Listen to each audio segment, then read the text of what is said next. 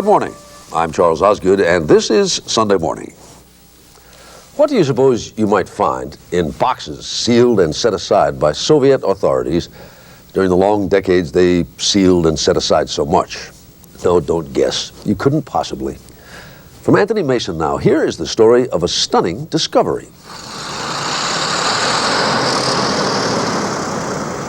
In a nondescript building on the outskirts of Moscow, it sat for decades. Just one more secret in a nation obsessed with secrecy.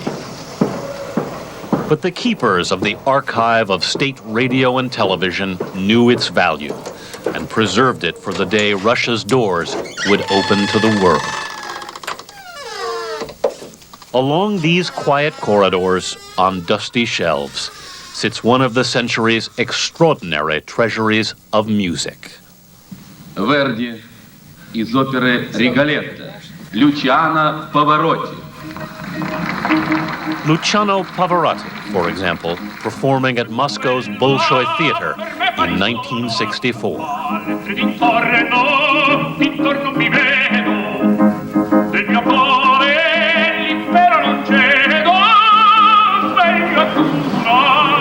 When Russia recently began to welcome Western businessmen, it was an American entrepreneur, Tristan Dell, who stumbled upon the archive. What I found was a collection, or actually the largest collection in the world of recorded music. There's between 300,000 to 400,000 recordings stored here. So Dell cut a deal. Now, in return for the rights to market the music around the world, he has provided Western technology to catalog the archives, to restore the recordings. Listen to the music before restoration, says sound engineer Denis Zhalnin. Listen to Dmitri Shostakovich playing his own prelude and fugue in D major in 1951.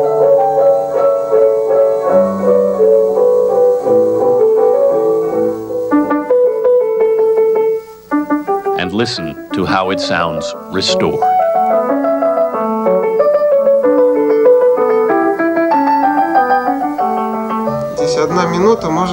1 minute takes an hour and a half, even more, he says. We can work a month on one piece. This is a recording of 1936, I think. I'm amazed that this box still holds. Nearly all of the recordings have not been heard since they were first broadcast. Many were not allowed to be played again. Like the work of Rudolf Barshai.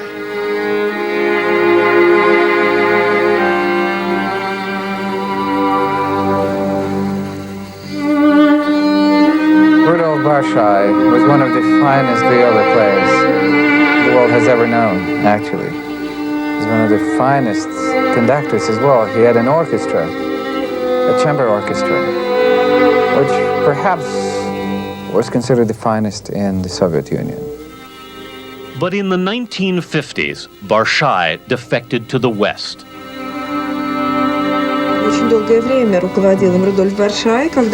After Barshai defected, says Anna Makarova, you see, look what they did. White covers his name. The order came down that on all tapes, Barshai's name be, as the Russians say, Vzята. Extracted, taken out. It happened to so many Soviet artists. Their recordings were preserved, but they were never heard, Anna Makarova says. She's worked in the archives as a sound engineer since 1966. It was a kind of dead storage. They stayed on the shelves, but they were dead. Cold War politics has hidden so much.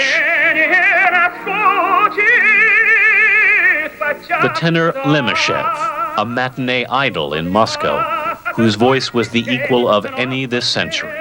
Я завтра тоже скажу, а другой, быть может, завтра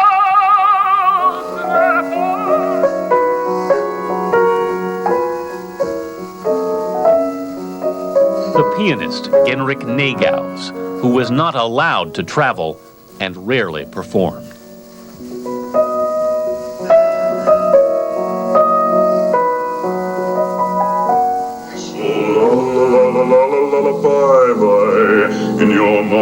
Even the American Paul Robeson. And soon you'll be asleep in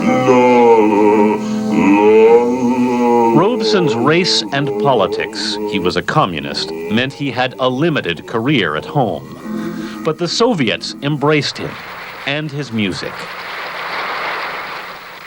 Я здесь, потому что вы. I'm here in Moscow, he said, speaking Russian in this 1959 appearance, because you helped me and you helped my family.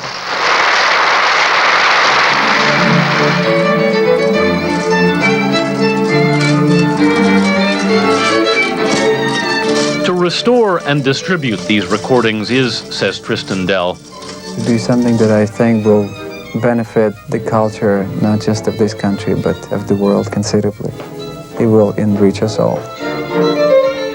Some Russians have accused Dell of trying to enrich himself while looting Russia's national treasures. But many artists here, like the renowned pianist and teacher Vera Gorostayeva, have come to his defense. Tristan Dell's project is outstanding, she says. The archive is priceless. I think even Tristan Dell doesn't know what he's acquired. It's an absolutely unique collection.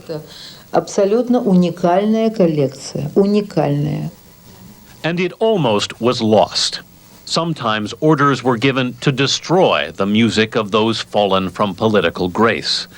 But in quiet acts of courage, Anna Makarova and others ignored their communist bosses. And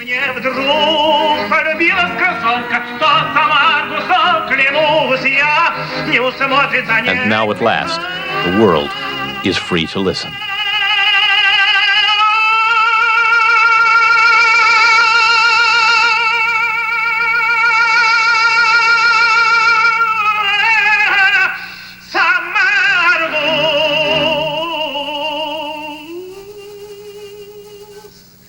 не условит за ней.